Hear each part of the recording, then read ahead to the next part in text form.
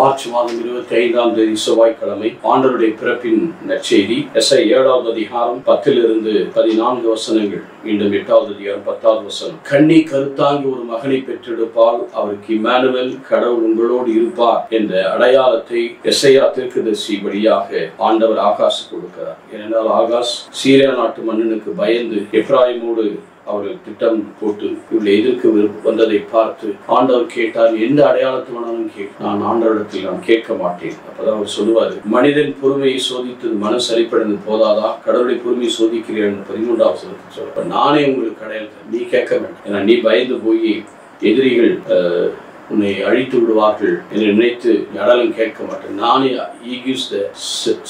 நானே ஒரு அடையாளத்தை நான் கன்னி கருத்தாங்கி ஒரு மகனை பெற்றெடுப்பார், குழந்தைக்கு இம்மானுவேல், கடவுள் நம்மோடு இருப்பார். இதுதான் மத்தேயு நற்செய்தி 1 அதிகாரம் 23வது வசனத்திலே பார்க்கிறோம்.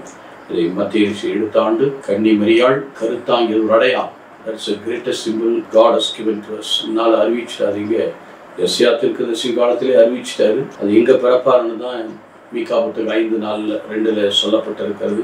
அப்புறம் இயேசு கிறிஸ்து பிறக்கும்போது கன்னிமரியாளுக்கு 6ஆம் மாதத்தில் கபிரியேல் லூக்கா 1:26-38 வசனங்களை பார்க்கிறோம். கன்னி கருத்தாங்கி ஒரு மகனை பெற்றெடுப்பார், அவருக்கு இம்மானுவேல், கடவுள் நம்மோடு இருப்பார். மத்தேயு 1:23 சொல்லப்பட்டிருக்கிறது. அந்த வார்த்தை மனுவாகி நம்முடைய குடிக்கொண்டார். அவர் நம்மோடு இருப்பதால் நாம் என்றுமே நம்மோடு இருந்து நம்மை காப்பார். நல்ல ஆண்டவரே, எம்மோடு என்னாலும் இருப்பவரை நீரே அடையாளமாக எங்கள் மத்தியில் இருக்கிறீர். அது எங்களுக்குள் மனித இனம் வாழ்கிற வரையில் நீர் கடவுள் மனிதனோடு இருக்கிறீர் என்பதை நாங்கள் உணர்ந்து உங்களுடைய தெய்வீக உறவில் வாழ அருள் நல்ல பிதாவே. ஆமென்.